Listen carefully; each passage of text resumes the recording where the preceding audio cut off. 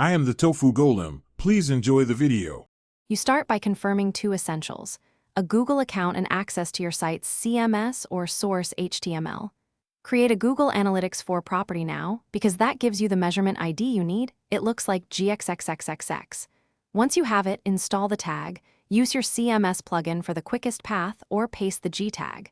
JS snippet into the head of every page.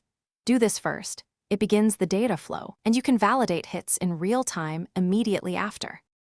Next, configure what you want to track. Enable enhanced measurement to capture page views, scrolls, clicks, and basic interactions automatically. Then define custom events or mark events as conversions for form submissions, downloads, and purchases. These tell you what actions matter. Once defined, use Debug View in GA4 or the real-time report to watch events arrive. This helps you confirm event parameters and user properties. Make sure event names are consistent. Finish by linking related accounts like Google Ads and Search Console, and set data retention to match your analysis needs.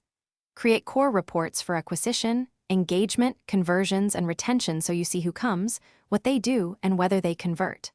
Once done, schedule a weekly check of real-time and conversions. If you don't see data, troubleshoot one thing at a time. Verify the tag is in the head, open the browser console for errors, and disable any ad blockers or tag blockers that may be preventing hits.